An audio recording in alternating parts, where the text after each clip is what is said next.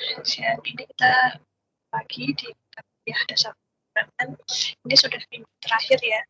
Jadi minggu depan mahasiswa sudah mulai UTS. Nah, biasanya kalau UTS di FSM itu terjadwal ada slot 2 minggu ya yang disediakan untuk UTS. Biasanya mata kuliah Daspro ini hari pertama, jadi ya siap-siap saja. Biasanya jadwalnya di Senin pertama itu sudah mulai UTS mata kuliah Daspro. Atau kalau tahun ini ada perubahan atau tidak. Biasanya sih sama. Dipersiapkan. Kemudian untuk materi hari ini kita melanjutkan pembentukan.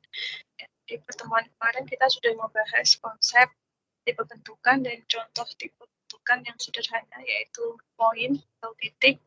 Sekarang kita akan lanjutkan ke tipe bentukan yang lain, yaitu pecahan dan juga tanggal ya atau den. Yang pertama untuk pecahan dulu ya. Di sini pecahan seperti kita ketahui ya, pecahan terdiri atas pembilang dan penyebut. Biasanya kita tuliskan seperti ini ya, misalnya 5.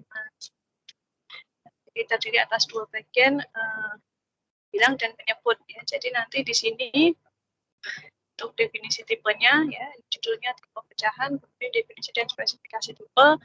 Tipenya dikasih nama pecahan. Titik 2, elemennya ada 2.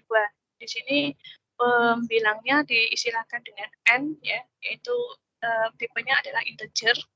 Kalau di sini dibatasi integernya lebih dari sama dengan 0. Ya, berarti ini hanya bisa positif, tapi sebenarnya nanti kalau kita lihat ya di operasinya, ini sebenarnya berlaku juga baik untuk pembilangnya positif maupun pembilangnya positif atau negatif. Jadi kalau misal mau dibuat seperti ini juga boleh. Misal nggak pakai ini ya, jadi cuma integer saja. Di pembilangnya boleh seperti ini, positif, boleh juga misalkan negatif. Nah ini juga nggak masalah ya, nanti diperhitungkan. Yang di bawah-bawahnya nggak ada masalah. Nanti tinggal penyesuaian saja di fungsi selektor dan juga konstruktor. Kemudian untuk yang kedua yaitu penyebut ya, di sini dikasih nama D numerator atau penyebut.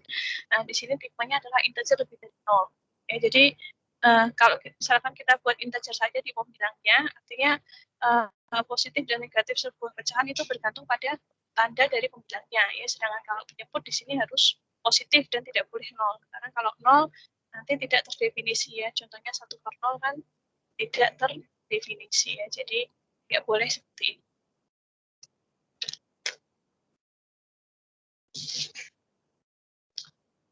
Oke. Bisa dipahami ya sampai sini. Nah, kemudian di sini tipe pecahan ya, karena ada 2 elemen pembilang dan penyebut ya, di sini diistilahkan dengan N dan D, maka di fungsi selektor juga ada 2 fungsi. Nah, yang pertama ini dikasih nama pembilang. Masukannya, kalau selektor masukannya adalah tipe bentukan itu sendiri. Jadi pecahan, outputnya adalah elemen yang dipilih. Karena pem ini memilih N, memilih pembilangnya, maka outputnya adalah integer. Ya. Tadi di sini integer lebih dari sama dengan 0, di sini outputnya juga integer lebih dari sama dengan 0. Kalau mau dibuat integer saja, ya berarti nanti ini bisa menyesuaikan ya, outputnya integer saja. Jadi lebih fleksibel ya, pecahannya bisa positif, bisa. Kemudian kalau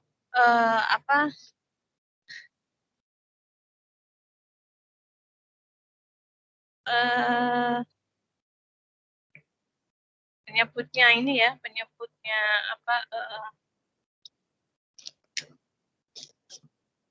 penyebutnya berarti di sini masukannya adalah pecahan, outputnya adalah integer lebih dari 0 ya, sesuai dengan tipe elemen yang dipilih yaitu D.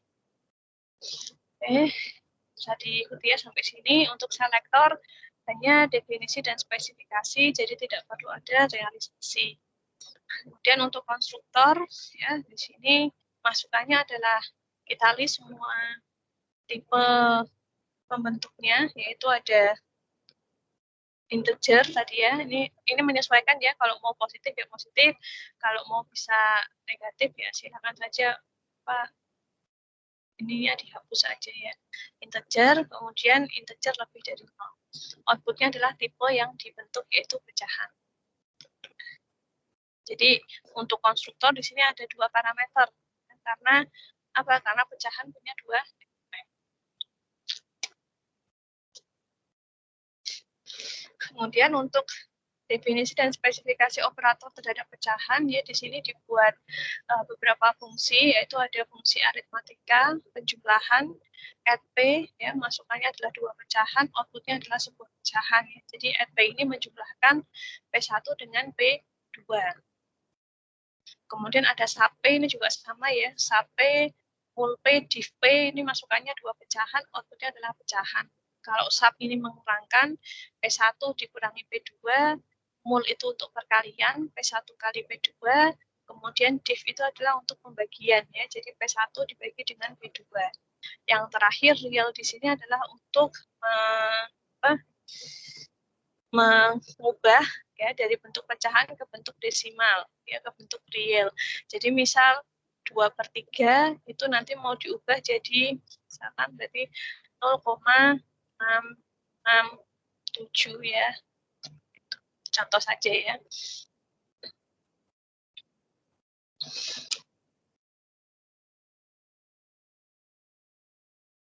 Oke. Selanjutnya di sini untuk yang predikat ya. Predikat di sini ada 3. Yang pertama ada is equal P, ada is list P, ada is greater P. Ini masukannya sama, 2 pecahan dan outputnya karena predikat maka outputnya adalah Boolean ya. Jadi ini intinya adalah membandingkan 2 buah pecahan. Is equal berarti mengecek apakah P1 sama dengan P2.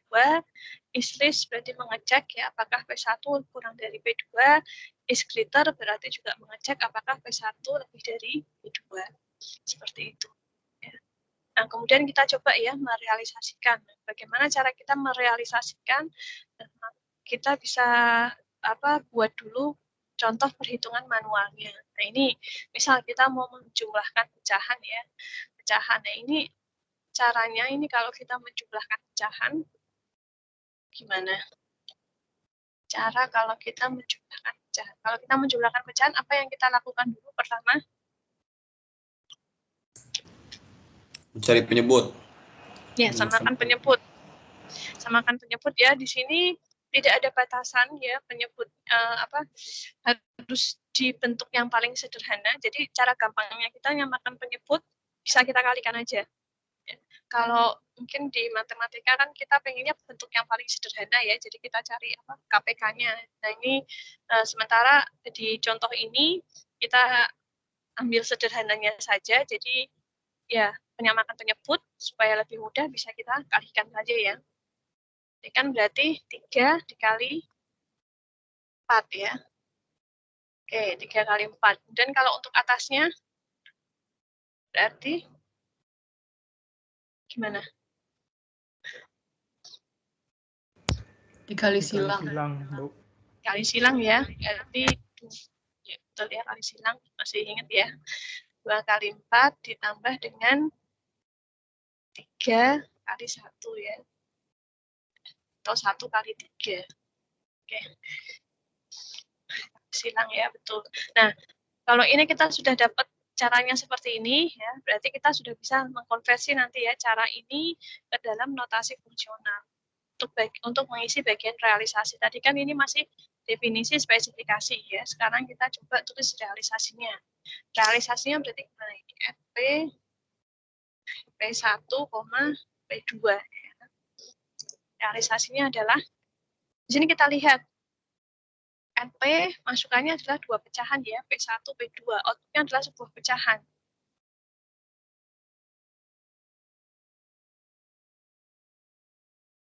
Jadi, untuk membuat sebuah pecahan, kita pakai fungsi apa? Membuat pecahan, pakai fungsi apa di sini?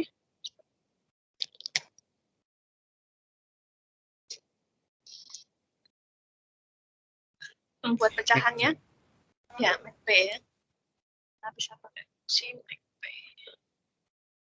Oke. MACP tadi ada 2 bagian ya. Ada pembilang, ada penyebut. Maka kita bisa mengisi. Ya, ada 2 bagian ya. Yang gampang kita isi penyebutnya dulu. Kalau penyebutnya berarti 3 kali 4. 3 ini apa? 3 ini sebagai apa? Sebagai penyebut dari pecahan yang pertama. Nah, cara kita mengakses penyebut, tadi kita punya fungsi punya fungsi selektor ya. Untuk mendapatkan penyebut kita pakai fungsi yang mana? Pom atau penye? Di sini. Penyebut. Penyebut ya, pakai fungsi penye ya. Jadi kalau 3 tadi ini kan sebagai apa? Penyebut dari pecahan yang pertama. Berarti bisa kita akses nilainya dengan penye P1. Penye P1. Dikali dengan 4, berarti 4-nya ini sebagai apa? Penyebut P2. Ya, Penye P2. penyebut dari pecahan yang kedua ya. Jadi bisa kita akses dari penye P2. Oke, betul. Nah, sekarang pembilangnya. Nah, ini kan berarti tadi sebagai apa? Sebagai penyebut ya. Nanti ini sebagai penyebut dari hasil penjumlahan. Nah, sekarang pembilang. Pembilangnya dapat dari mana ini? Berarti 2 kali 4. 2 ini sebagai apa?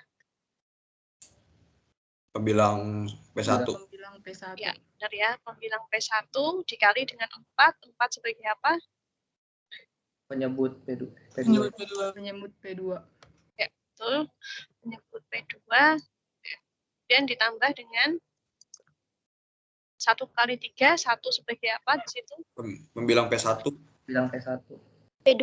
P1 atau P2? P2. P2 ya. P2. Pembilang P2, Bu. P2 dikali dengan Penyebut. Penyebut P1. Oke, betul ya. Nah, sudah ya, selesai. Ya, berarti kita sudah bisa menyelesaikan ini. Add P, P1, P2, hasilnya adalah ini. Jadi kita, karena outputnya pecahan, berarti kita buat pecahan dengan fungsi MakeP. Ya, kita lihat tadi MakeP di sini ada 2 parameter ya. Parameter yang pertama untuk jadi sebagai pembilang, parameter kedua jadi sebagai penyebut ya. Jadi nanti kita isi ya sesuai dengan aturan penjumlahan. Oh, penjumlahan itu pembilangnya kita dapat dari sini ya. Jadi hasil perkalian pembilang pertama kali penyebut pecahan yang kedua ditambah dengan pembilang P2 kali penyebut yang pertama.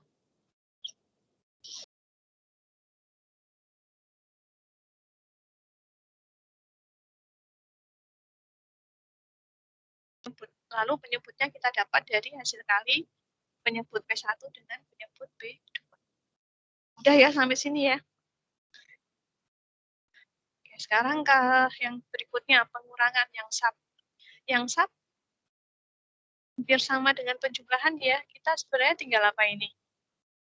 Kalau di pengurangan. Kalau Tinggal ini ganti tanda. tinggal ganti tanda aja ya, ini ya tinggal kita ganti main ya. Yang lainnya kan sama ya prosesnya. Ya, jadi ya ini mudah ya, ini tinggal kita apa? Copy ya, yang sub ini bisa kita isi. Ini kita ganti fungsinya sub P, masukannya sama P1 P2, outputnya juga sama pecahan, jadi kita buat fungsi MakeP. Nah, karena ini pengurangan berarti menyesuaikan ya, karena sekarang ininya jadi minus, berarti sekarang ininya berubah jadi minus. Yang lainnya kan sama.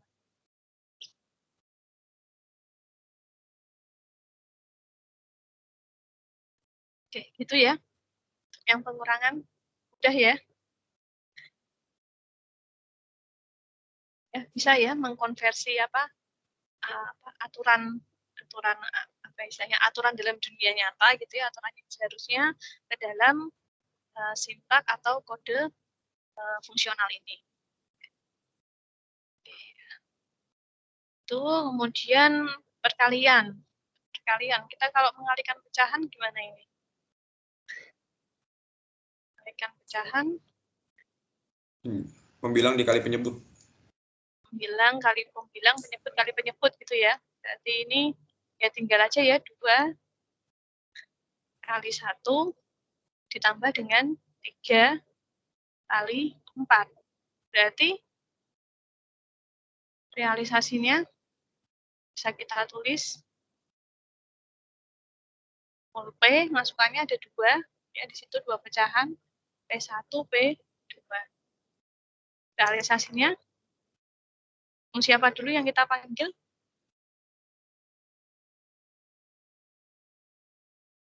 MacP, Bu. Ya, MacP ya, sama MacP. seperti tadi karena kita membuat dalam sebuah pecahan ya. MacP, pembilangnya dapat dari mana ini? Pembilangnya dapat dari 2 di sini sebagai apa? Pembilang P1. Pembilang P1. Ya, benar. Saya salah tempat. Ya, harusnya di sini ya, pembilang P1 ya, dikali dengan Pembilang P2. ya, Pembilang P2. P2. Dan koma di sini di penyebutnya adalah penyebut Penyebut P1 dikali penyebut P2.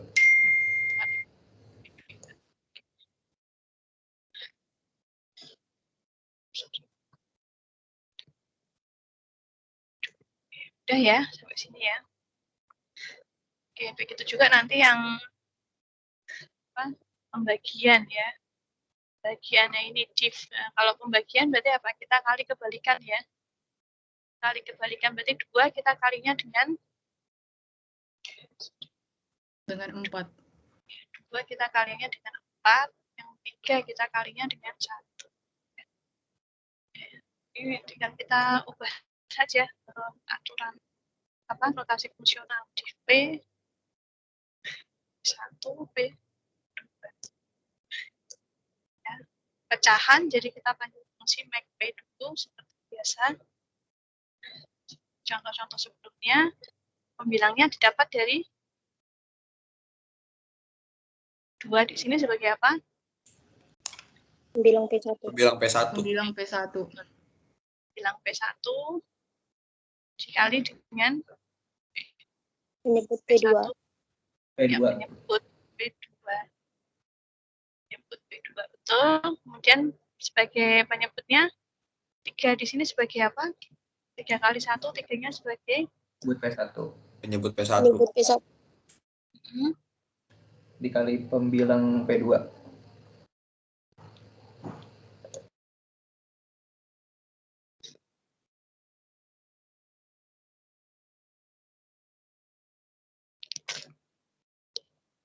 ya gitu ya. Jadi apa penyelesaiannya? Udah ya? Oke. Berikutnya apa? Real. Mengubah ke real. Kalau mengubah ke real sebenarnya tinggal apa? Tinggal dibagi aja ya. 2/3 ya, tinggal 2 bagi 3 kan gitu. 2/3 kan ya tinggal 2 bagi 3 kan. Jadi nanti di sini di real P ini gampang. P masukannya adalah satu buah pecahan ya. Satu buah saja, misalkan P1. Berarti apa ini? 2 bagi 3. 2 tadi sebagai apa? Pembilang kan. Jadi tinggal pembilang 1 dibagi dengan penyebut P1. P1 sudah selesai. Ya, outputnya adalah real ya. Kan hasil bagi ini kan real ya. Sudah selesai.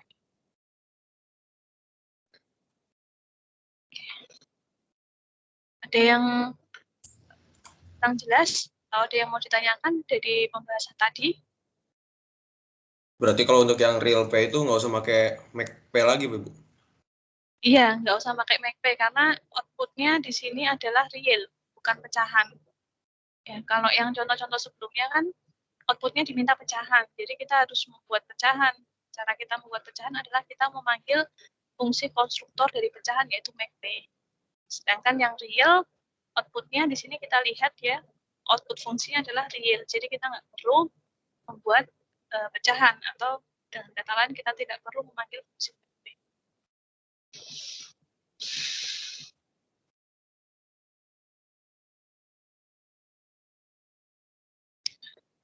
Ada lagi yang mau ditanyakan?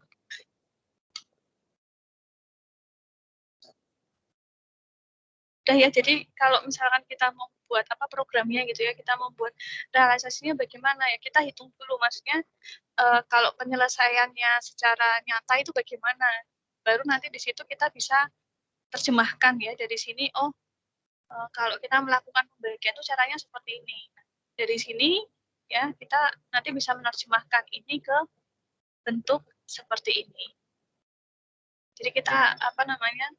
Istilahnya kita cari tahu dulu bagaimana cara kita menyelesaikan masalah ini ya, aslinya bagaimana, baru dari situ bisa kita terjemahkan ke untuk fungsional programnya. Nah, nanti dari sini kan kita bisa terjemahkan ke kode program yang kita pakai, kita pakai bahasa pemrograman apa, ini tinggal kita terjemahkan saja fungsinya. Jadi kita bisa nanti menyelesaikan permasalahan ini ya, melakukan operasi perhitungan dengan tipe bentukan pecahan.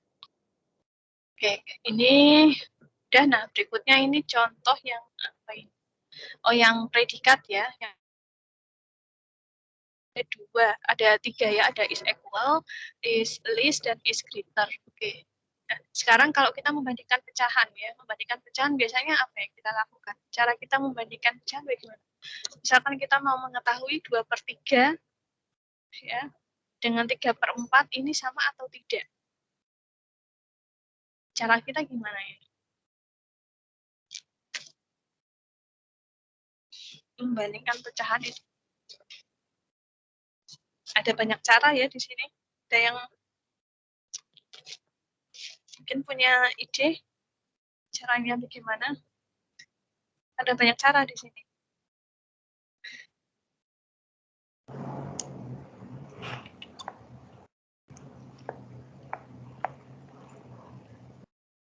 Ya, ada yang punya ini ide penyelesaian? Nih, saya hapus dulu ya. Ini biar apa? Kita tahu jalan berpikirnya dari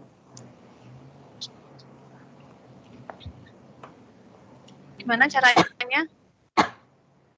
Cara yang pertama kita bisa apa? Bisa Kalau pakai cara yang kayak real P itu Bu, 1/1 dipakai real P terus dibandingkan. ya, itu bisa ya pakai real P ya. Real P kan dia sudah mengubah ke bentuk desimal ya. Jadi bisa kita bandingkan langsung desimalnya, bisa seperti itu.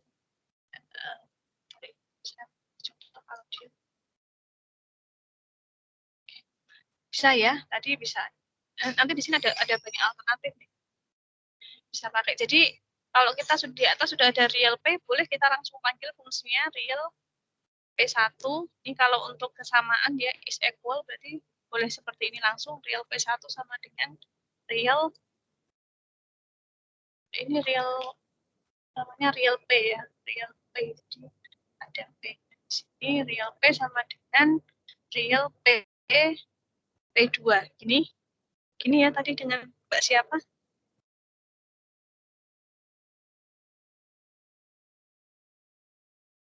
Maksudnya seperti ini ya. Ya, betul ya. Ya, bisa seperti ini. Ya. Boleh pakai seperti ini. Atau mungkin nggak pakai real P-nya, tapi disebut pembilang penyebutnya. Ya, juga boleh ya. Bisa juga seperti ini juga boleh. Equal P misalkan dari apa pembilang P1 gitu ya, dibagi dengan penyebut P2 di penyebut P1 ya, pecahan itu sendiri, kemudian sama dengan bilang P1, pembilang P2 dibagi dengan penyebut P2. Nah, ini juga boleh. Nah, ini juga bisa sama aja kan, karena sebenarnya kan ini juga realisasi dari real P gitu ya, jadi nggak masalah, boleh pakai cara seperti ini, pakai real P P1 sama dengan real P P2 boleh ya, pakai cara seperti ini juga boleh. Ada lagi cara yang lain, mungkin kalau dulu di SD atau SMP cara lainnya apa? Kita bisa kali silang ya, kali silang ya kan, untuk mengetahui apakah dia sama atau enggak ya, kita bisa kali silang 2 kali 4, kemudian kita samakan dengan 3 kali 3, kan bisa seperti itu ya. Jadi kan contoh yang ini ya, kita bisa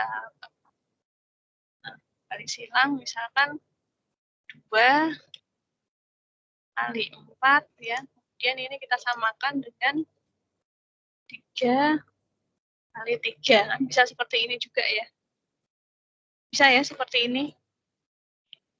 Bisa Bu.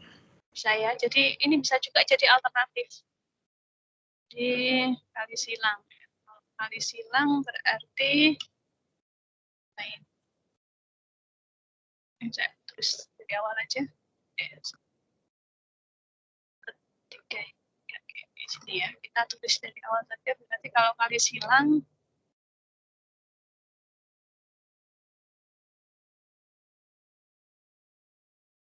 kita dapat dari mana ini? 2 kali 4. 2 kali 4 adalah dari pembilang P1 ya, dikali dengan 4-nya adalah penyebut P2.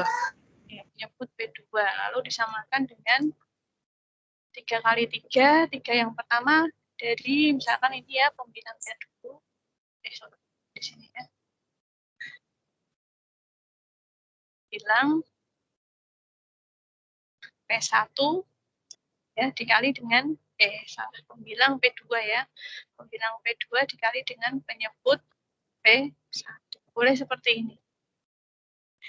Jadi ada banyak alternatif ya, silakan saja nanti sesuai dengan apa kreativitas atau jalan pikiran masing-masing ya. Ini kalau diselesaikan ya hasilnya juga sama karena memang ya sama saja gitu ya. Atau kalau di matematika biasanya kita sebut ekuivalen ya, sama saja kita mau pakai cara ini juga boleh. Ini untuk is equal. Nanti bedanya dengan is sama is greater sebenarnya tinggal mudah ya, tinggal kita ubah aja tandanya ya kan. Kalau tadi is equal berarti ngecek sama atau enggak. Nah, sekarang kalau is less berarti ya ininya tinggal diganti aja ya dengan apa? Tanda kurang dari kan.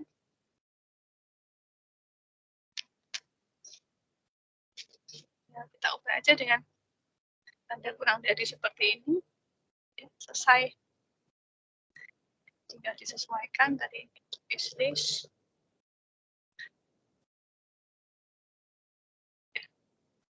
Ini ya. Kan is less kan ini mengecek apakah P1 kurang dari P2. Sama. Seperti ini. Nanti yang is greater juga sama. Is greater berarti tinggal kita ubah tandanya saja ya, is greater di sini. Is greater ya, kita tinggal ubah tandanya saja. Is greater. Oke, kita ubah saja tandanya. Is greater berarti jadi gini ya. Kurang darinya jadi lebih dari. Selesai.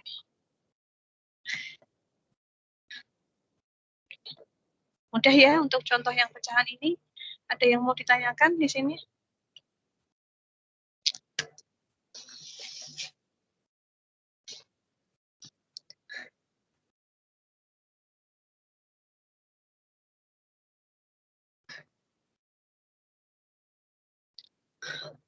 Tidak ada, sudah bisa dipahami ya. Nah, berikutnya sekarang bagaimana kalau misalkan diminta pecahan campuran. Nah, ini diminta pecahan campuran. Misal, ini di latihan ya, nanti ada ya. Nanti ada yang diminta pecahan campuran.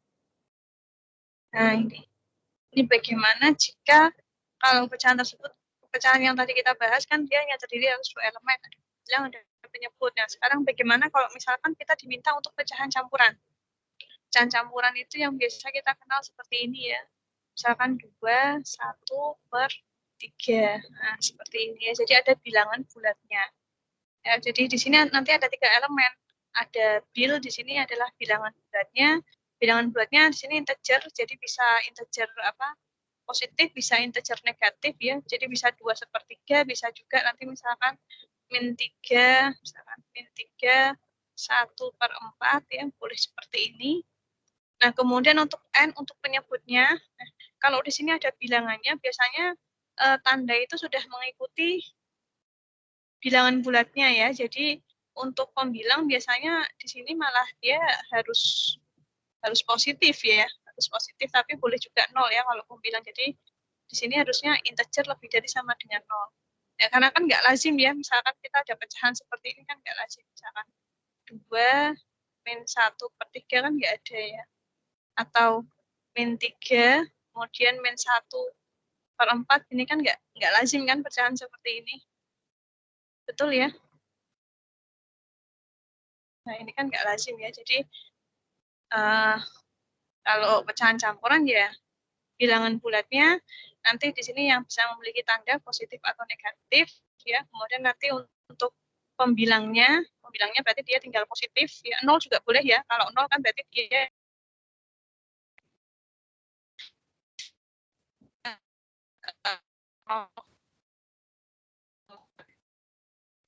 sama aja 2 kan. Ya. Ini kayaknya per definisi. Ya, jadi N-nya ini pembilangnya harusnya lebih dari sama dengan 0. Kemudian untuk penyebut juga sebenarnya aturannya sama seperti tadi ya. Penyebut harusnya integer lebih dari 0 ya. Jadi dia nggak boleh 0 dan nggak boleh negatif ya. Karena negatifnya tadi sudah ikut. Ya. Oke, sekarang kalau pecahan campuran, nanti cara kita melakukan penjumlahan bagaimana? Pecahannya campuran. Gimana ini kalau pecahannya campuran? Kalau bilangannya positif ya, positif dan positif, mungkin kita bisa menjumlahkan dulu positifnya gitu ya. Bilangan bulatnya bisa kita jumlahkan dulu, 2 tambah 5 misalkan dijumlahkan 7 gitu ya. Jumlahkan 7. Kemudian nanti yang pecahannya kita jumlahkan biasa ya, misalkan pakai cara tadi kali silang samakan penyebut 4 kali 3, 12, kemudian 3 kali 3 ditambah 4 kali 2 ya, 9 tambah 8, 17.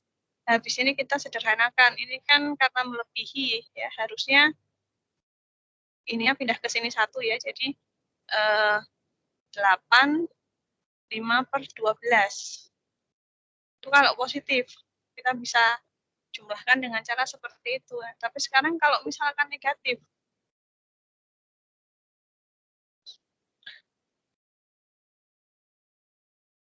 kalau pakai cara seperti itu kira-kira benar atau salah nanti? Misal nih kita jumlahkan min 2 tambah 5 berapa? 3.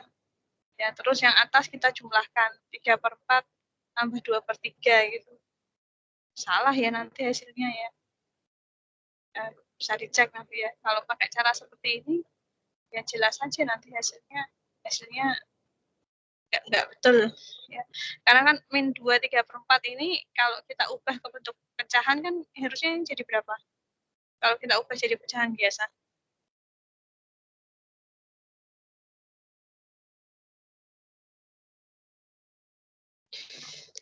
Min 11/4. Min 11/4 ya. Min 11/4. Nanti silakan hitung ya. Jadi kalau ini istilahnya ini kita jumlahkan dengan cara seperti ini, tapi salah ya. Misalkan min 2 plus 5, terus kemudian nanti ditambah dengan pecahannya dijumlahkan sendiri ya, misal 3/4 ditambah dengan 2/3 cara seperti ini. Ini nanti salah. Apa? Karena kan 3/4-nya ini harusnya juga negatif ya. Harusnya juga negatif kan. Bukan min 2-nya aja yang ya, harusnya juga dihitung negatif. Nah, kalau kayak gini baru betul ya. Tapi kalau tadi positif salah. Nah, tapi kan kita ribet ya kalau menjumlahkan dengan cara seperti ini karena bisa jadi pecahannya nanti menghasilkan nilai di mana pembilangnya lebih tinggi daripada penyebut. Nah, padahal kan aturannya kalau pecahan campuran ya aturannya adalah N kurang dari D, pembilang harus kurang dari penyebut. Karena kan jarang kita menuliskan pecahan campuran seperti ini kan jarang ya 1/4/3 kan jarang ya. Kalau 1/4/3 ya kita nulisnya harusnya nggak seperti ini ya, tapi kita nulisnya harusnya 2/1/3. Ya, kenapa? Karena pembilang ya ini harusnya lebih kecil daripada penyebut ya, N harusnya lebih kecil daripada D. Jadi kalau kita jumlahkan dengan cara seperti ini, bulatnya kita jumlahkan dulu, kemudian pecahannya kita jumlahkan sendiri, nanti kemudian kita ubah ke bentuk pecahan campuran. Nah, ini repot ya. Jadi nanti kalau pecahan campuran ya, di sini untuk menyelesaikan nanti kalian bisa ini ya, bisa konversi saja pecahan campuran ini dijadikan pecahan biasa. Pecahan campuran jadikan pecahan biasa, ya.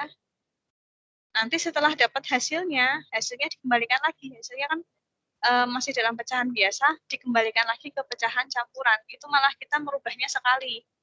Ya, sekali bolak-balik ya, daripada ini kita jumlahkan sendiri, terus nanti hasilnya kita ubah lagi, itu kan bolak-balik gitu ya. Nah, lebih baik kita konversi saja masukannya. Ini kalau masukannya masih dalam bentuk pecahan campuran, ini semuanya kita konversi dulu pecahan biasa ya. Ini kita konversi pecahan biasa, kita jumlahkan hasilnya, baru kita kembalikan lagi ke pecahan campuran. Nah, itu malah lebih mudah.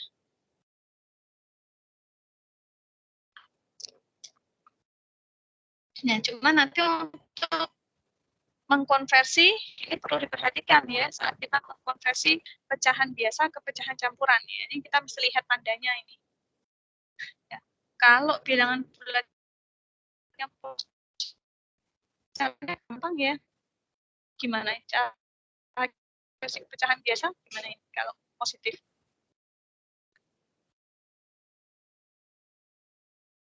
Kalau positif, penyebutnya kan sama ya, 4 ya. Atasnya didapat dari 2 kali 4 tambah 3 kali 2 ditambah 3. ya 4 kali 2 atau 2 kali 4 sama ya.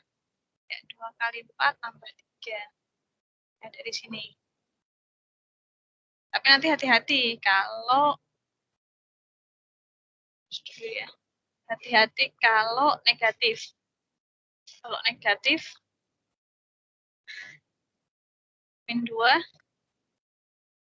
bisa nggak kita ganti min 2-nya ini aja?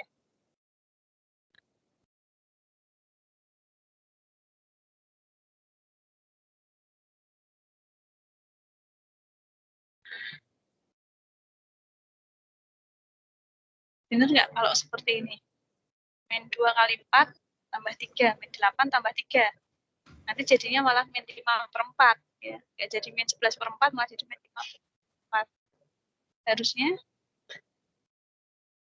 Harusnya dikurang 3. Ya, harusnya dikurang 3. Oke, jadi waktu mengkonversi nanti hati-hati ya. Di sini berarti ada analisa kasus ya. Dilihat dari bilnya dulu. Kalau bilnya positif, caranya seperti ini. Ya. Kalau bilnya negatif, ya maka caranya hati-hati ya. Di sini kan beda tandanya, yang plus, yang ini min. Begitu pula nanti saat kita konversi balik ke pecahan campuran. Ya, contoh nih, ya, coba. Contoh 11/4 ini kalau positif biasanya gampang ya. Ini kalau kita konversi ke pecahan campuran, jadinya gimana ini? Bilangan bulatnya dapat dari mana?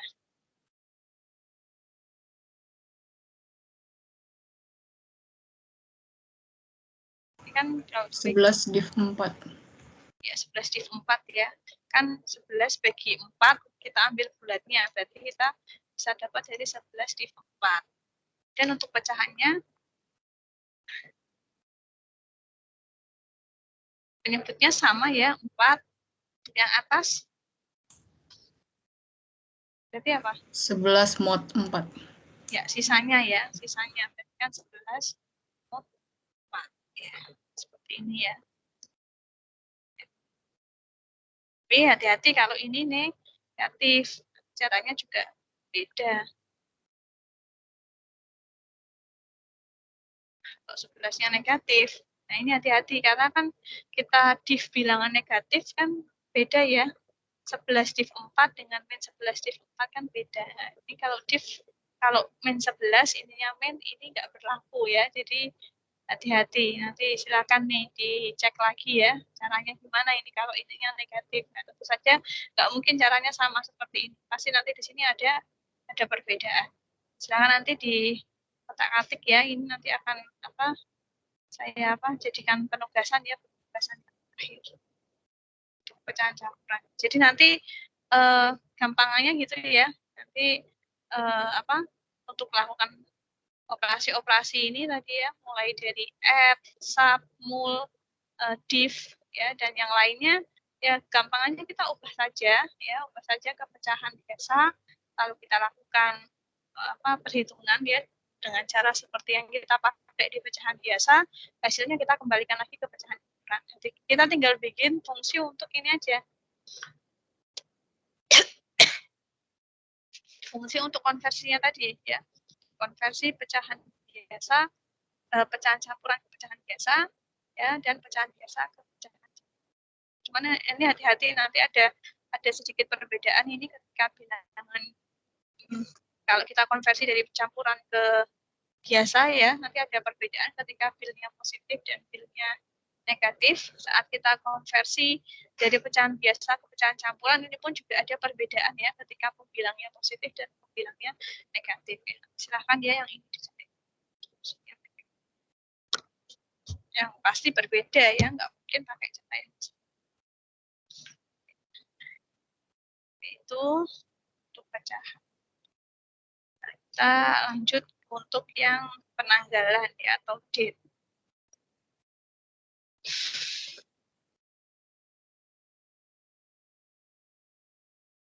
Saya bisa minta break sebentar ya, 5 menit, nanti kita lanjut.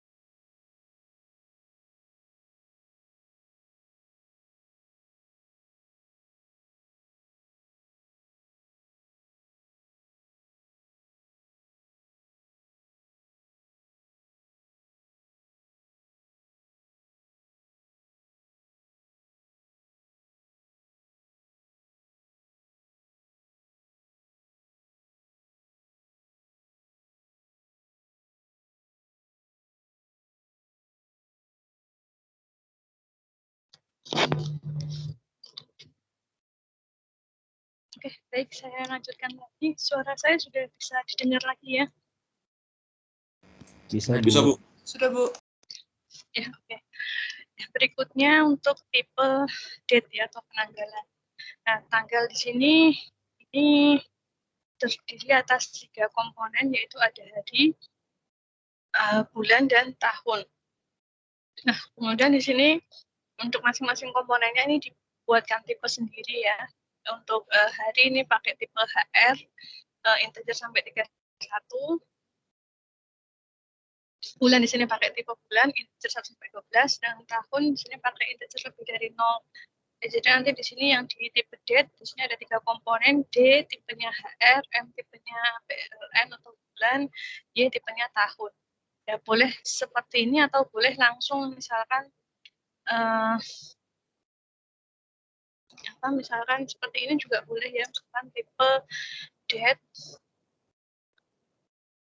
date, kemudian di sini misalkan D langsung seperti ini juga boleh ya, integer 1 sampai 31, kemudian M integer 1 sampai 12 gitu kan. Kemudian yang Y integer lebih dari seperti ini juga terserah ya.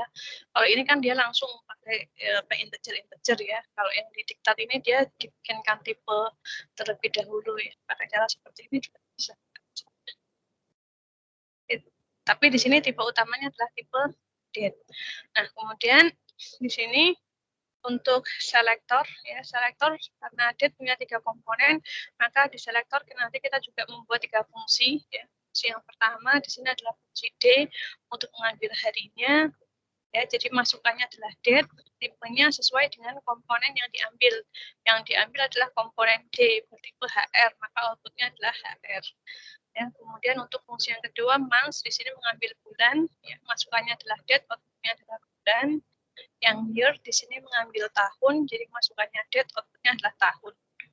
Ya, untuk konstruktor karena ada 3 elemen, maka konstruktornya nanti punya 3 parameter. Ya. Tipenya adalah HR, bulan, tahun. Ya, urutannya sesuai dengan urutan di tipe date, kemudian outputnya adalah date.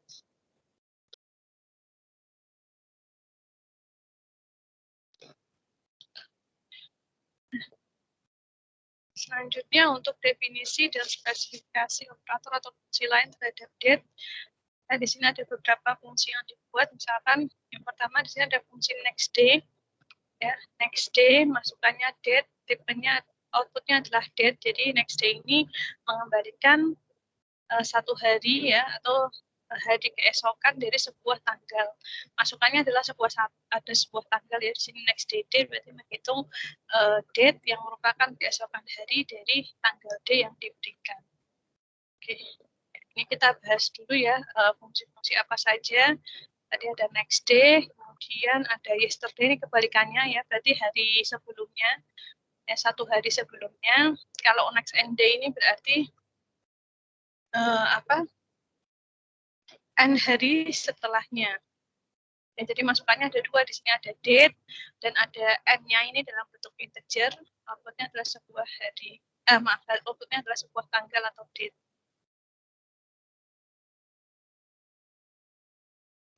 Lalu ada hari ke 1900, ini sama seperti yang kita pernah bahas ya saat kita membahas kasus kondisional, cuman bedanya kalau di contoh yang kemarin kita belum membahas tipe bentukan, jadi masukannya masih ada 3, ada D, M, Y. Nah, kalau sekarang sudah dikemas dalam bentuk tipe bentukan, jadi masukannya tipenya adalah date. Ya, date outputnya adalah integer 0 sampai 366. Ya, sama ya untuk spesifikasinya dia menghitung jumlah hari ke dimulai dari 1 Januari pada tahun yang bersangkutan. Untuk predikat di sini ada beberapa fungsi, ada is equal, ya, is before, is after, masukannya sama-sama 2 buah date, outputnya adalah boolean. Ya, jadi kalau is equal di sini mengecek apakah sebuah tanggal itu sama atau tidak, ya. Kemudian is before itu apakah D1 itu sebelum D2 is after, apakah D1 setelah D2. Yang terakhir is kabisat ini sama seperti yang kemarin. Jadi kalau is kabisat di sini dia tidak menggunakan tipe det langsung ya, karena is kabisat di sini dia sebagai fungsi antara saja yang nanti dipakai untuk realisasi fungsi yang menggunakan tipe det.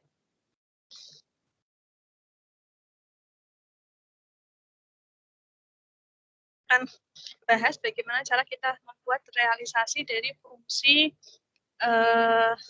kita mulai dari yang sederhana ya, ini karena tipe untuk yang operator ini cukup kompleks, jadi kita mulai dari yang predikat dulu aja, is equal, is before, dan is after ya.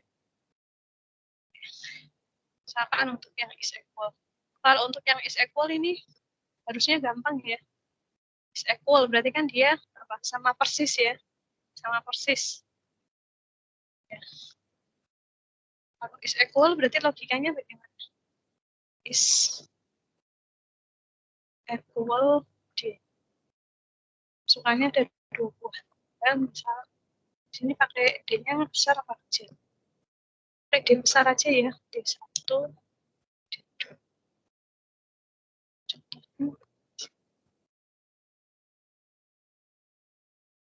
Kita menyesuaikan aja ya spesifikasinya, karena D-nya kecil, kita pakai D kecil.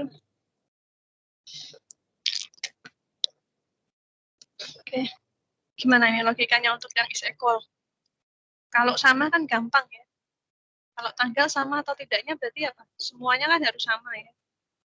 Misalkan nih tanggal 2, 3 tahun 90 ya. Dengan misalkan tanggal 2, 3 tahun 89. Sama atau tidak?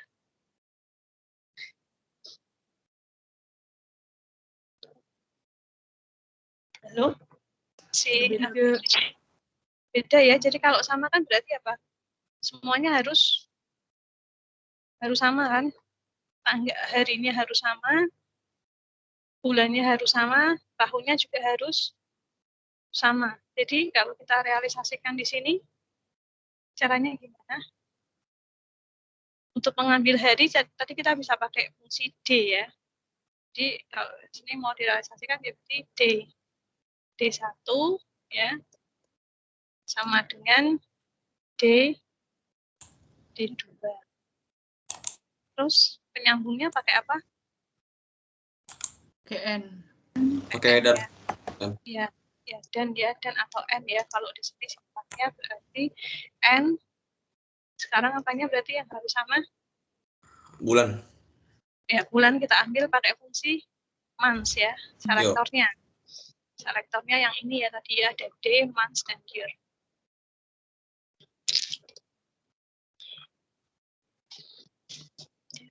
Months D1 sama dengan months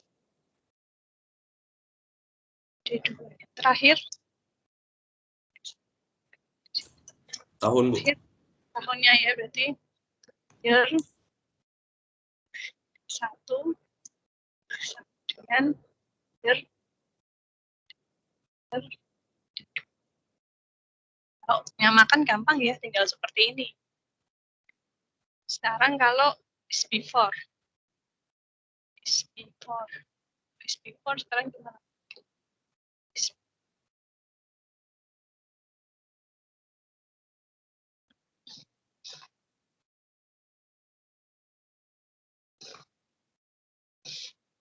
Kalau is before logikanya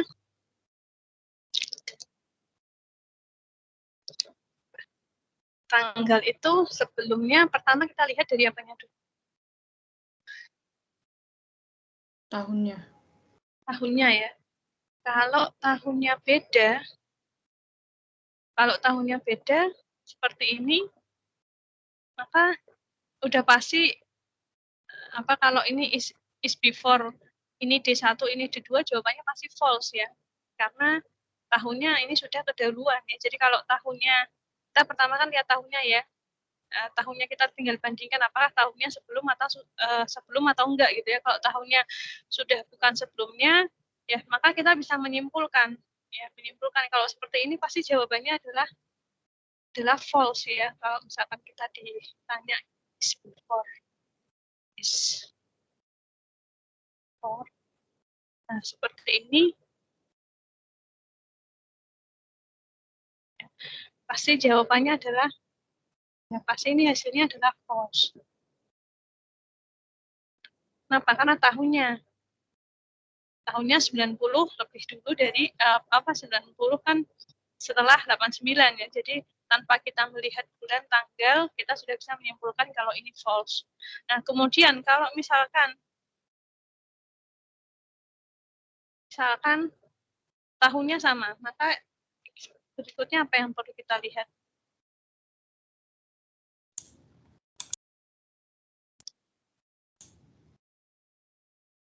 Kalau tahunnya sama, yang berikutnya perlu kita lihat apa? Bulan. Bulan ya. Bulan. Ini bulannya. Nah, ini kalau bulannya yang pertama ini sudah lebih dulu dari bulan yang kedua, berarti sini bisa kita simpulkan kan true tanpa kita melihat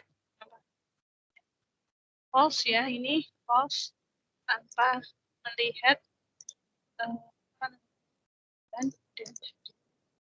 ini true ya, karena ini berarti tanpa dari bulan ya, tanpa melihat hari.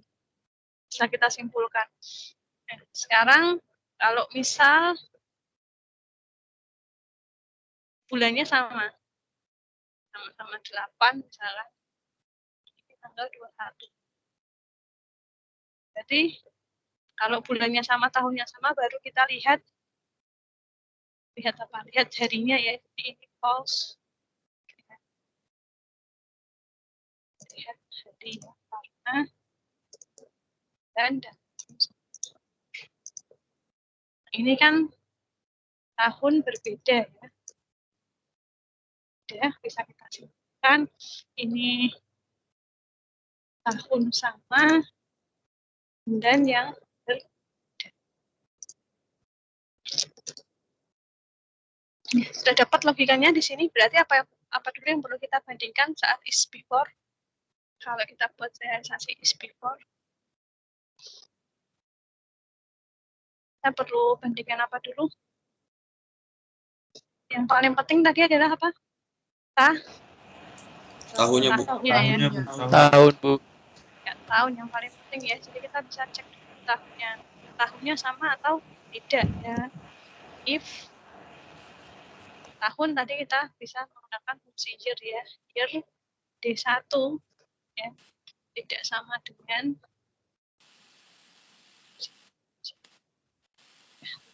dengan year D2 A, baru kita lihat apanya. Nah, baru kita bandingkan ya. Nah, ini kalau nggak sama, ya tinggal kita bandingkan saja.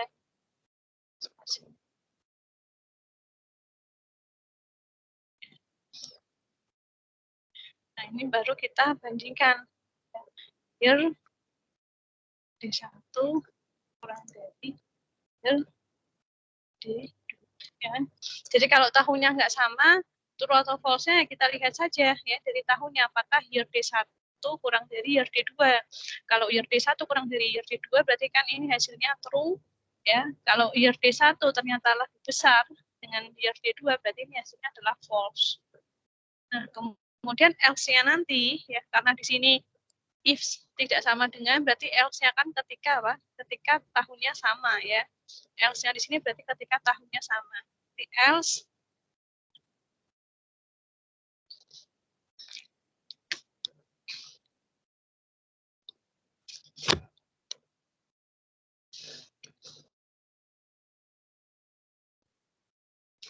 else-nya adalah kalau tahunnya sama berarti kita lihat apa dulu di sini tadi setelah else Lihat bulannya, Bu. Lihat bulannya ya. Jadi kalau else di sini kita lihat bulannya dulu ya. Sini kita if lagi ya, kita lihat ya, berarti months D1 ya tidak sama dengan aja di sini tidak sama dengan months D2 ya. Dan baru kita bisa langsung return ya di sini ya.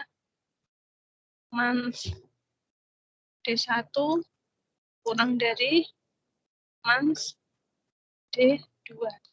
Ya. Kalau else di sini berarti ini artinya apa? Artinya bulannya sama ya. Kalau bulannya sama berarti else-nya adalah kita lihat dari harinya ya. Jadi D1 D.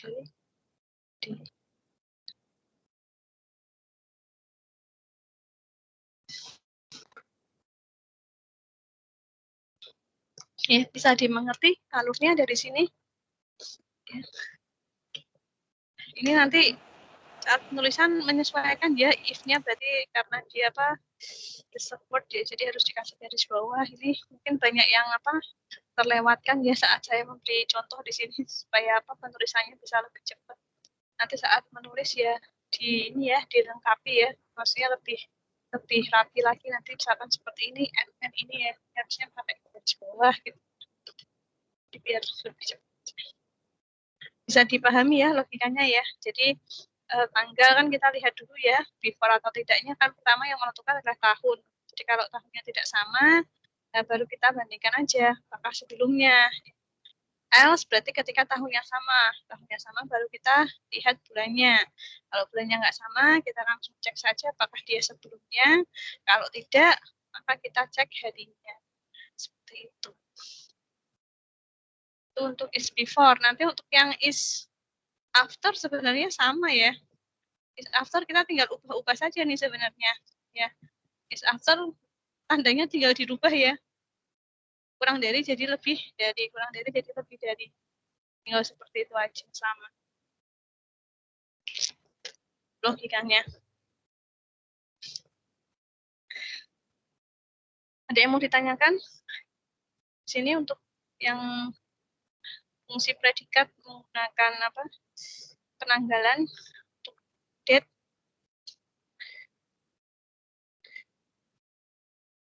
Oke. Kalau tidak ada, is after tinggal merubah saja ya tadi ya. Tinggal di copy aja ya. Di copy. Or ini untuk yang is after dia tinggal di ubah saja ini. Ya, yang logikanya kan dia juga sama. Cuman ini apakah D1 yang setelahnya D2 itu seperti itu.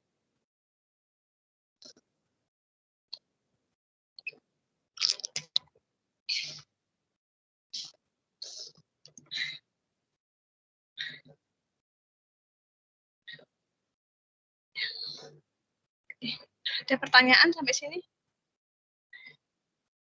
Oh, tidak, ini masih ada satu lagi yang next day ya. Next day ini agak panjang. Next day, kita lihat dulu ini.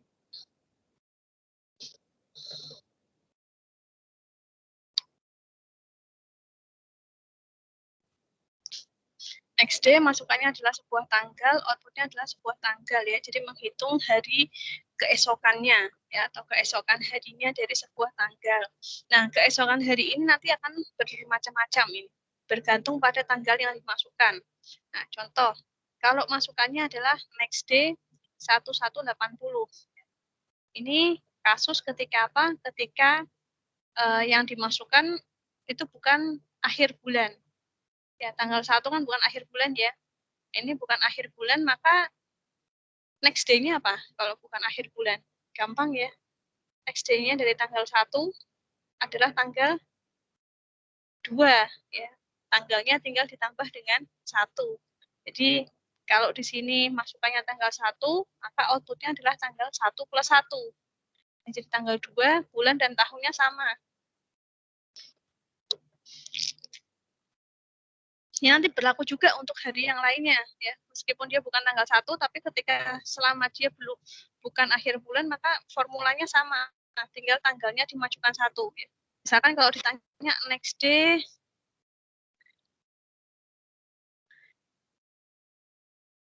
next day dari misalkan nih 14 580.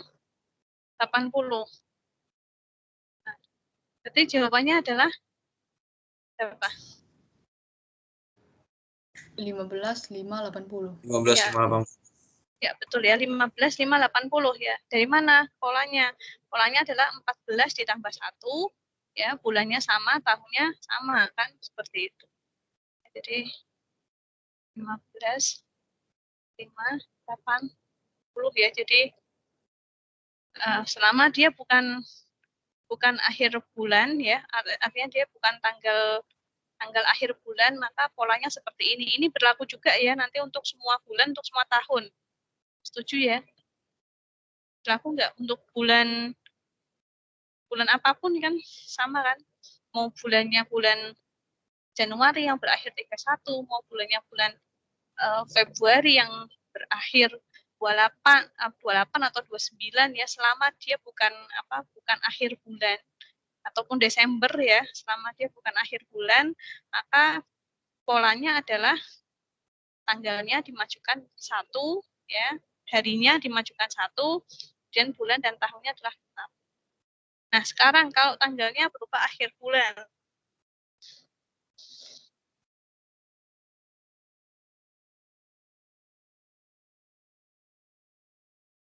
Nah, kalau tanggalnya akhir bulan di sini macam-macam nih. Akhir bulan berakhirnya macam-macam. Ada bulan yang berakhir tanggal 31, ada bulan yang berakhir tanggal 30. Ya, untuk bulan yang berakhir tanggal 31 tapi bukan bulan Desember, maka polanya dia keesokan harinya adalah tanggal 1, bulannya dimajukan 1, tahunnya sama. Ya kan? Misalkan tinggal 31 Januari tahun 80, keesokan harinya adalah 1 Februari tahunnya 80, ya kan? Polanya tanggalnya pasti 1, karena dia akhir bulan, berarti keesokan harinya adalah tanggal 1, bulannya ditambah 1. Satunya sekarang jadi 2. Tahunnya sama, 80. Untuk bulan yang berakhir 31, untuk bulan yang berakhir 30 seperti bulan April ya, bulan Juni, maka ketika tanggal 30 ya, maka keesokan harinya adalah tanggal 1. Ya. 1 bulannya dimajukan 1, tahunnya 80. Nah, tapi berbeda ketika bulannya bulan Desember. Kalau bulan Desember nggak mungkin nanti bulan 1 harinya 1, bulannya dimajukan 1, nggak bisa, karena 12 ini adalah bulan terakhir ya. Jadi kalau akhir bulan Desember, maka keesokan harinya adalah tanggalnya harinya 1, bulannya 1, tahunnya yang dimajukan 1.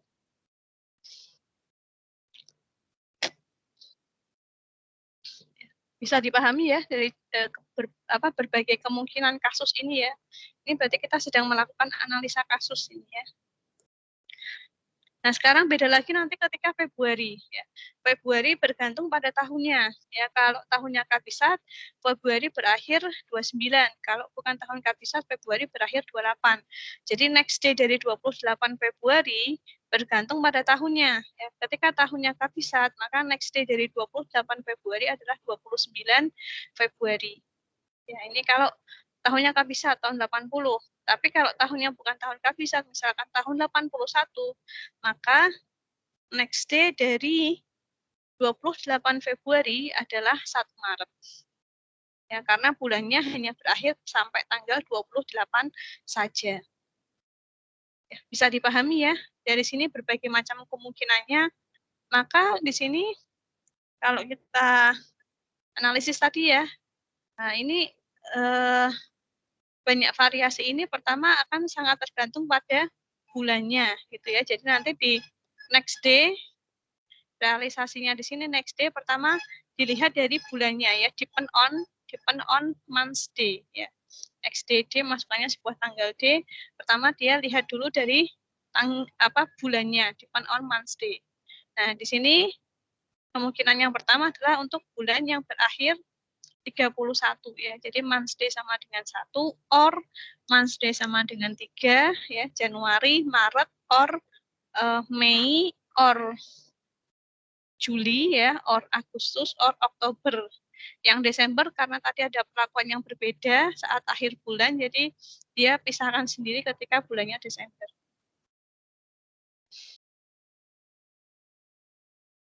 ketika bulan berakhir 31 ya, maka di sini ngeceknya adalah seperti ini ya. If ya, tadi kan di sini sudah di pronounce ya. Ketika bulan berakhir 31, maka if tanggalnya belum mencapai 31 ya, maka next day-nya adalah D-nya ditambah dengan 1. Ya, di sini kenapa pakai fungsi make date? Karena output dari next day adalah sebuah date, sebuah tanggal ya. Jadi kita membuat tanggal pakai fungsi make date. Nah, kita ingat bahwa make date punya 3 masukan sebagai hari, sebagai bulan, sebagai tanggal, sebagai tahun. Maka sebagai harinya kita ambil ya dari hari tanggal yang dimasukkan tadi ya, kita ambil dengan cara day seperti ini, kita tambah dengan 1. Ya, bulannya sama, diambil dari month day, tahunnya sama, diambil dari year day. Ini kalau belum mencapai 31 atau dengan kata lain bukan akhir bulan ya. Tapi jika akhir bulan ya, maka di sini else ya. Else maka polanya adalah make date, tanggalnya jadi 1, bulannya yang ditambah 1 ya, kemudian tahunnya sama ya, year day. Seperti ini. Ini untuk bulan yang berakhir 31. Nah, bulan yang berakhir 30 sebenarnya sama. Ya, cuman dia tinggal menyesuaikan. Kalau 30 kan, kalau 31 tadi ininya kurang dari 31, kalau 30 ya berarti ininya kurang dari 30. Ya. Tapi di sini ada kesalahan ini, ada kesalahan penulisan ini. Ini M ini nggak dikenali. M ini mestinya apa ini?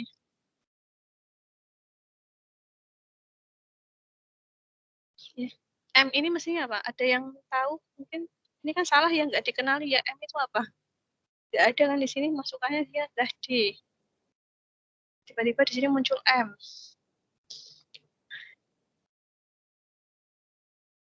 Kira-kira harusnya apa itu? M itu diganti dengan apa? Jadi D. DD ya, betul ya. M ini harusnya diganti dengan DD ya. Nanti di ini ya, diganti juga ya di diklatnya ya, disesuaikan ya. Jadi itu harusnya bukan M ya, tapi DD. Ya, sama dengan yang ini ya. Nah, dicek ya DD-nya, apakah DD-nya akhir bulan. Ya. Berarti ngeceknya kurang dari 30, berarti bukan akhir bulan ya. Kalau belum bukan akhir bulan, maka tadi polanya sama, D-nya yang ditambah 1, months-nya tetap, year-nya juga tetap. Ya. Selainnya berarti else, akhir bulan, maka ini harusnya apa? Benar nggak ini kalau DD? Kalau akhir bulan, keesokan harinya berarti tanggal berapa? Tanggal 1. Ya, betul ya. Ini harusnya tanggal 1 ya. Harusnya tanggal 1. Bulannya ditambah 1, betul. Tahunnya tetap.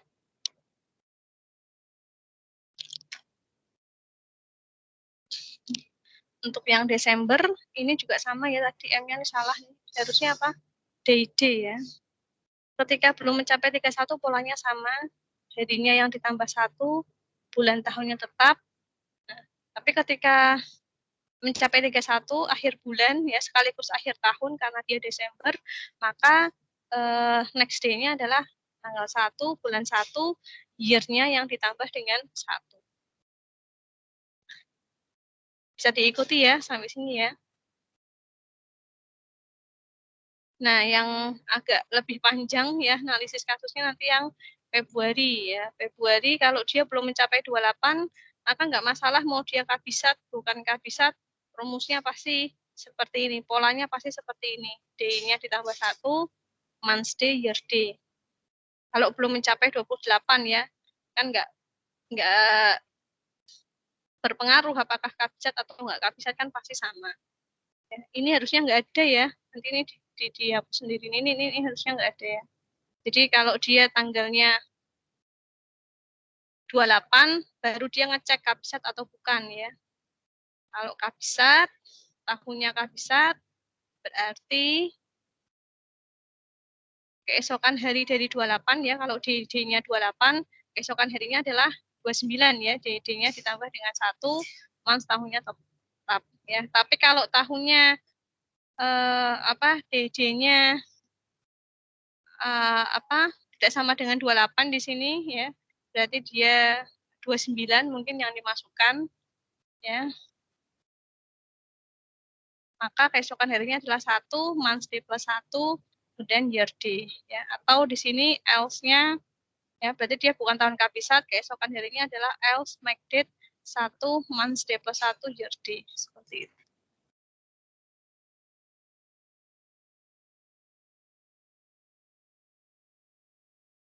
Ini sambil menunggu adzan ya, silakan bisa sambil dibaca.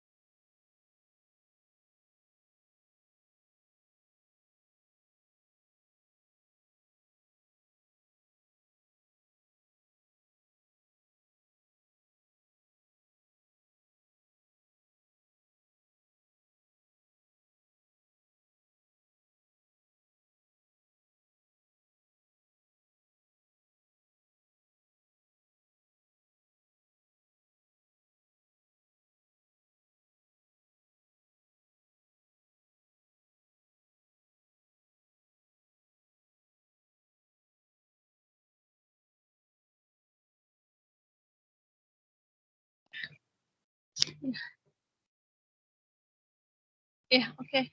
Dari penjelasan tadi ada yang mau ditanyakan?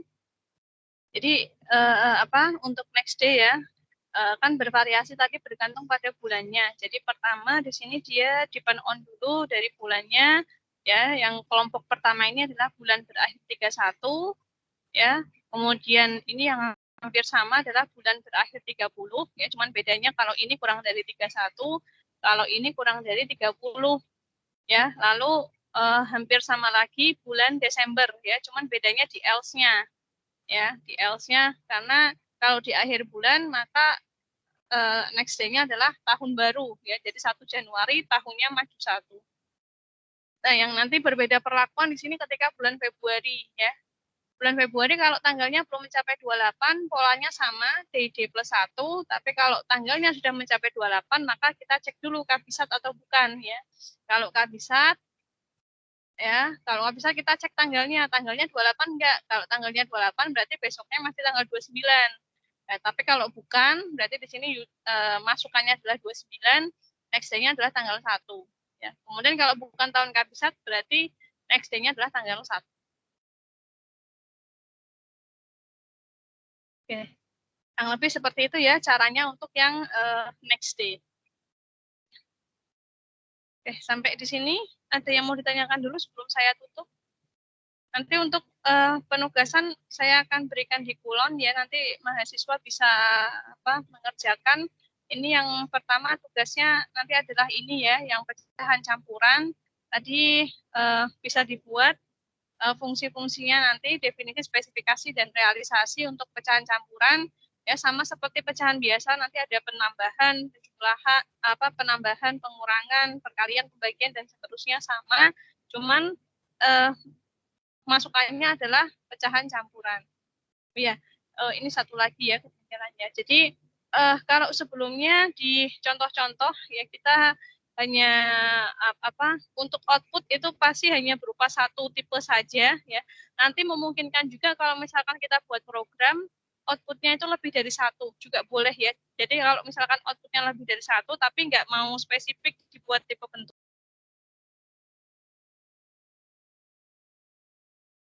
nggak perlu spesifik dibuat tipe bentukan karena mungkin kepakainya hanya di kasus ini saja, maka boleh nanti outputnya lebih dari satu nilai, jadi tinggal pakai kurung lancip atau tanda record seperti ini, nanti tipe untuk masing-masing elemennya apa saja tinggal di list ya.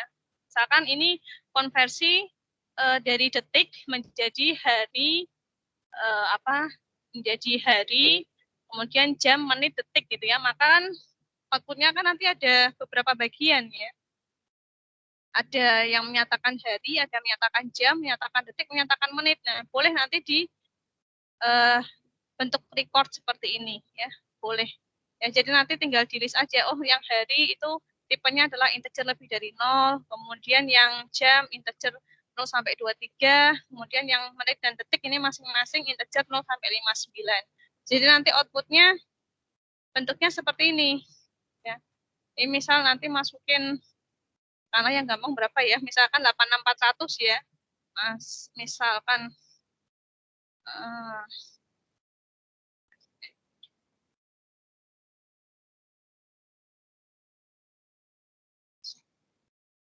ya, misalkan di sini nanti kita masukin fungsinya ini ya,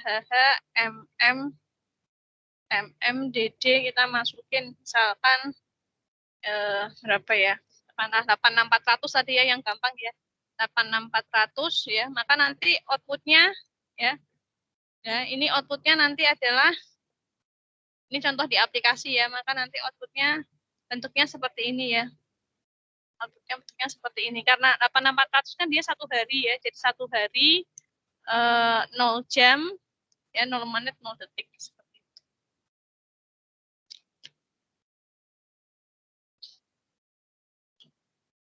Jadi outputnya tuh ada beberapa bagian ya. Selama ini kan kalau kita belajar outputnya pasti cuma satu ya, satu tipe saja.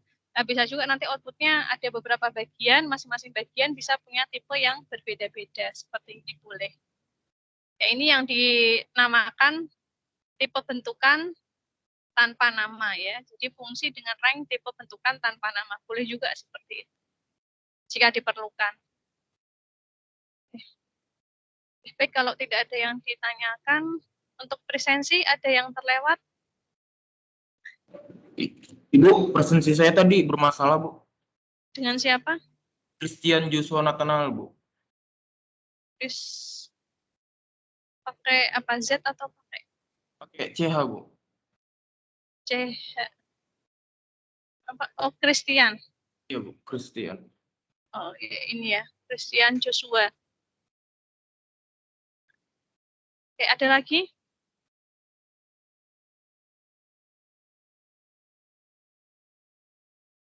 Ada lagi presensi yang tertinggal? Tidak ada? Ini masih kurang 7 ya. Baik, kalau tidak ada berarti untuk kuliah hari ini saya cukupkan ya. Nanti penugasan akan saya tambahkan di Kulon. Untuk tugasnya nanti boleh berkelompok tapi hanya 2 mahasiswa saja. Jadi satu kelompok 2 mahasiswa. Kalau misalkan di kelas ini ganjil, nanti boleh ada satu kelompok yang 3 mahasiswa ya. Sisanya tetap 2 mahasiswa saja. Untuk yang mengumpulkan di Kulon cukup perwakilan saja, salah satu anggota saja. Nanti nama anggota yang lainnya dituliskan di dokumen yang di-upload ya, dokumen yang disubmit di Kulon. Oke. Untuk kuliah hari ini saya cukupkan. Sekian yang bisa saya sampaikan. Mohon maaf jika ada kekurangan mungkin dalam penyampaian. Semoga bermanfaat dan terima kasih atas partisipasinya. Saya akhiri. Wassalamualaikum warahmatullahi wabarakatuh. Waalaikumsalam warahmatullahi wabarakatuh. Makasih, Bu. Waalaikumsalam. Terima kasih, Terima kasih, Bu. Bu. Ya, baik. Sama-sama. Terima kasih. Sembuh ya, Bu. Makasih Bu. Terima kasih, Bu. Makasih, Bu.